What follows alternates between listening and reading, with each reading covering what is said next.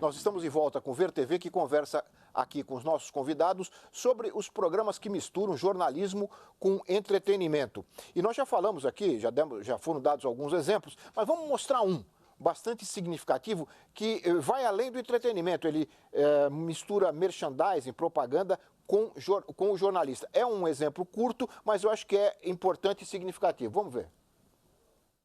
Olha, você vai passar no shopping para fazer compras? Vai bater perna? Então, não se esqueça de passar na seção de DVDs de qualquer loja e garantir o presente da sua mãe, hein? Um Disney DVD a partir de R$ 12,90 é muito bom.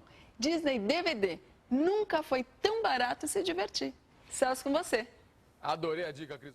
Adorou a dica, ele foi meio curtinho, mas ele disse que adorou a dica. Quer dizer, o jornalista adorou a sugestão que foi dada pela apresentadora. Chegou a apresentar o Jornal da Cultura, lembra? Celso Zucatelli. Celso Zucatelli, junto com o Heródoto e tal. Então, ele é mais um exemplo de alguém que saiu do jornalismo de referência e foi para um programa Pois é, ali acho que ele está fazendo, ele vai dar informação. Não, mas esse programa da manhã, ele é meio jornalismo, é entretenimento, entra receita, entra fofoca, tem tudo isso. É a concorrência com o jornal, com a Globo. A diferença é que a Fátima Bernardes não começou a cozinhar ainda. Não, fora que tem o caso clássico do Milton Neves, né? Que é bom. De cada 2 palavras que ele fala, 4 é merchandising, propaganda. Tem a polêmica lá com que fúria que desce o cacete. Aliás, no esporte, então, a coisa vai longe. Degringola, né? Porque o telejornalismo era o único espaço onde ainda o merchandising não tinha entrado. Né? Então, a gente tinha ainda esse, não, no jornalismo, o merchandising não entra na novela. Agora, com esse formato de programa, mas entra também no telejornalismo, não tem um avião patrocinado no Jornal Nacional em determinados momentos? Mas é uma coisa mais discreta ainda, mas tá lá. Né? Não deixa de ser merchandising, não é essa coisa tão... Sim, tem um... Eu não sei qual é a marca, eu não lembro qual é a marca, mas tem sim, é um avião patrocinado. Mas peraí, a gente não era o caso de falar também. A gente está falando sobre 2012, mas pô, a gente já teve Repórter-Esso, entendeu? Você já teve uma série... Se a gente for voltar para o passado, como o Arbex bem lembrou, uma série de exemplos que atrelavam o jornalismo à marca também, né? A informação à marca. A televisão toda, lá, você tem mais história que nós nessa área, né? Mas a televisão, ela começou, os programas eram da Impera Grande, Gincana Que Bom, Repórter-Esso. Por quê? Porque era uma outra forma de se fazer televisão, né? Em que os programas estavam totalmente atrelados a uma marca, né? Exatamente, mas e também eu acho que assim, porque naquele tempo isso era o possível de se fazer em termos de propaganda, inclusive, né? Num tempo em que a televisão era ao vivo, tinha pouca coisa gravada, então... Sobre essa relação entre, aí já agora, em relação ao merchandising e o jornalismo, nós ouvimos o professor de Ética na Comunicação da Universidade de Brasília, o professor Luiz Martins, que deu a sua opinião sobre essa relação. Vamos ouvi-lo. O merchandising, ele é uma grande saia justa, tanto para a publicidade quanto para o jornalismo. Por quê? Porque o próprio Código Brasileiro de Autorregulamentação Publicitária, ele diz, na abertura da sua seção de princípios, o anúncio deve ser claramente distinguido como tal, seja qual for a sua forma ou meio de veiculação. Ora, o merchandising, ele é um anúncio naturalmente, entre aspas, inserido dentro de um contexto para aparecer como se não fosse intencional, como se não fosse publicidade, propaganda, em síntese, anúncio. Ora, então, se para a própria publicidade o merchandising é um problema, muito mais para o jornalismo. Qualquer conteúdo extraordinário à informação jornalística, é preciso ter cuidado com ele. Então, agora, isso tem que estar sempre claro para o público de que ele está sendo exposto a um conteúdo promocional.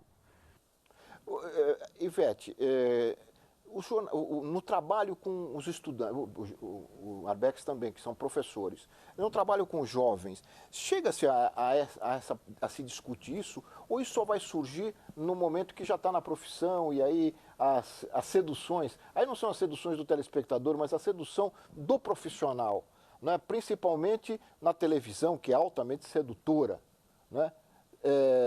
Eu pergunto, ainda na fase do ensino, do jovem na universidade, se percebe esse risco, se discute esse perigo? Esse perigo da contaminação, esse perigo da contaminação, né, da propaganda, enfim, de todas essas áreas que não são jornalísticas sobre o jornalismo. Eu sou professora de telejornalismo, né, e pesquisa também, então eu sempre converso muito com eles, enfim, tem uma fundamentação, que aí já não é na minha disciplina, né, porque a minha disciplina é mais prática, mas tem outras disciplinas que dão, na disciplina de ética, que deve ter na USP também, na PUC São Paulo também, enfim, então... É uma discussão que eu acho que hoje preocupa bastante os cursos de jornalismo. Pelo menos o curso de jornalismo da PUC Campinas, e eu imagino que os outros também, é uma discussão que a gente faz com os alunos em várias disciplinas, demonstrando isso, né, o que são os princípios do jornalismo, o que é o jornalismo. Agora, o que complica é que, assim, nós fazemos a discussão e mostramos a forma como se faz hoje, e aí eles vão perceber que hoje, como disse mesmo o Arbex, o jornalismo tal qual deveria ser, na sua essência, se faz muito pouco. Deve ser um conflito grande na cabeça desses jovens, né? Porque discute, sabe, vê, está claro, agora quando chega no mercado, a imposição é outra. Eu procuro situar o seguinte, eu acho que tem... Nós estamos falando muito mal, mas a verdade também é que tem um outro lado. Você tem milhares de jornalistas sérios trabalhando na imprensa brasileira. Claro, todo mundo aqui sabe disso, todo mundo está de acordo, claro. Só que é bom lembrar também, porque senão o telespectador vai falar, tá tudo perdido. Não, nós temos muitos jornalistas sérios que fazem um trabalho importante, que carregam o piano do jornalismo brasileiro.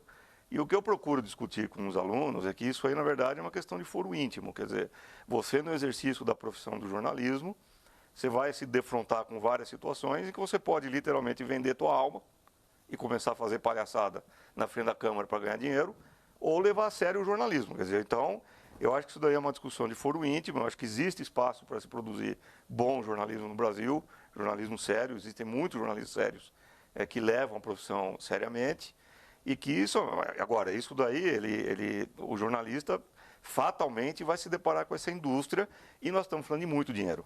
Quer dizer, a partir do momento que você aceita a regra do jogo, do entretenimento, e começa a fazer entretenimento e não mais jornalismo, você deixa de ser jornalista e começa a ganhar outros salários. São outras quantias, é outra conta bancária. Quer dizer, e é lógico que isso aí vai colocar conflitos individuais. Então, aí é um momento de que o sujeito vai ter que optar.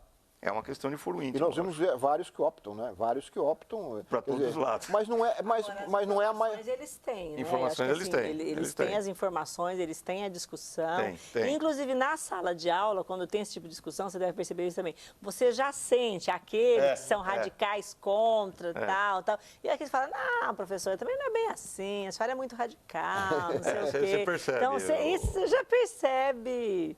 Né, Marcelo, eu queria você que acompanha, né, pelo seu dever profissional, quer dizer, como é que você vê esse conflito, às vezes, da própria profissão, na própria profissão? É como eles falaram, eu acho que é uma questão muito mais pessoal, é uma questão muito mais individual, porque você tem as condições, como o Arbex lembrou, você tem milhares de opções de seguir um caminho jornalístico, e você com certeza vai sofrer assédio, né, digamos assim, um assédio positivo nesse sentido, para que você apresente um programa de entretenimento por algum motivo, ou porque você tem um aspecto interessante para esse tipo de indústria e tal, ou porque você simplesmente se cansou do jornalismo, ou porque você acha que deve ganhar mais, ou porque você teve alguma desilusão na profissão, e você vai para...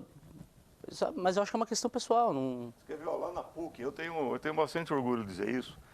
O tipo de curso que nós damos na PUC, que, como eu disse, sempre foi muito crítico dessa história de diluir jornalismo na comunicação social em geral, nós sempre batemos muito firme na tecla do jornalismo. Hoje nós produzimos profissionais, educamos profissionais, que se você for na redação dos grandes jornais de São Paulo, está cheio de gente da PUC lá. Mas se você for também para as rádios comunitárias, para a imprensa de movimentos sociais, como o MST, o MTST, também está cheio de jornalistas da PUC. Quer dizer, eu acho que se você der uma boa formação para o estudante, você der um instrumental para ele entender o que é o jornalismo, o que é entretenimento, o que é comunicação social em geral. Enfim, se você der para ele os instrumentos para ele, que lhe permitam abalizar o caminho que ele quer seguir, isso aí naturalmente vai produzir uma diferenciação. E mesmo até nas redações grandes, claro. Há espaços, não há, Ivete? Há espaços, claro que há espaços. Eu gostaria de falar, fazer uma propaganda minha aqui, mas é por um bom motivo. Eu me juntei com um grupo de jornalistas e criei um blog que se chama Fazendo Hora em São Paulo. No que consiste isso? É um blog em que a gente vai para as ruas, a gente escolhe determinados pontos da cidade, podem ser turísticos ou não, a gente se dispõe a passar lá 1 hora relatando o que acontece naquele momento, como se fosse, por exemplo, uma foto em que a gente vai explicando detalhadamente aquele momento. Então a gente capta bem a essência daquele local. É um projeto feito por jornalistas, em que eu não tenho patrocinador nenhum, eu faço o blog em parceria com a Band, né? Eles me dão exposição e a gente procura histórias, a gente vai para a rua, eu acho que isso está faltando muito também no jornalismo e também, de certa forma, facilita para que você produza entretenimento no meio de toda essa história, entendeu? Agora, o que a gente faz? A gente vai para a rua e vê a realidade, ele coloca no texto, nas linhas, o que efetivamente aconteceu e o que muitas vezes não cabe num texto jornalístico, o que muitas vezes o lead, que é a apresentação da notícia, ele te amarra, ou então você não tem tanto espaço para contar a informação. Não, a gente simplesmente faz um trabalho de contar a realidade, um projeto super gostoso de fazer. É Fazendo Hora em sp.com.br, para quem quiser conferir. Dado esse recado, Marcelo, eu vou pedir para a Ivete e para o Arbex darem o recadinho final aí em 1 minuto sobre este processo. Eu sei que em 1 minuto é tudo muito difícil, né? Mas a televisão Fala editado, a gente fala editado. Faz essas... Fala editado. Fala editado. Não, primeiro, que eu acho que assim, que o papel da universidade é fundamental, o papel das faculdades de jornalismo é fundamental em você, de fato, né, mostrar para os alunos o que é o jornalismo e como ele deve, as várias maneiras que ele pode ser exercido com seriedade. Eu acho que e esse papel crítico mesmo aos meios de comunicação é o papel que cabe à universidade. Né? Então, eu acho que tem essa importância. E, por outro lado, o papel da sociedade civil. Por quê? Como a gente disse aqui, né, em síntese, a televisão no Brasil ela nasceu comercial e, infelizmente, é essa televisão que nós temos. Então, eu não acredito em mudança no comportamento dos empresários de TV e nem em mudança no comportamento de quem faz a propaganda na TV. Tem que ter uma mudança de comportamento também no telespectador, na sociedade civil e tentar mudar um pouco isso que está aí, né? Muito bem. Zarbeck. Eu concordo com o que o Marcelo e a Ivete colocaram e convido os telespectadores a ler a revista Caros Amigos, da qual eu sou editor especial, porque ali a gente procura abordar, fazer um outro jornalismo, né? Eu acho que é importante também. No mais, eu agradeço de novo a oportunidade, acho que o programa foi muito legal. Muito obrigado. Muito obrigado, espero ver você de volta aqui. Obrigado. Arbex, vocês também, Ivete Obrigado. E Marcelo. Obrigado. E você, o telespectador que nos acompanha, mandando também sugestões, críticas e comentários para o nosso endereço eletrônico, vertv@tvbrasil.org.br ou nos acompanhando pelo Twitter, @programa VerTV. Muito obrigado e até semana que vem com mais um VerTV, um programa para quem gosta de televisão. Até lá!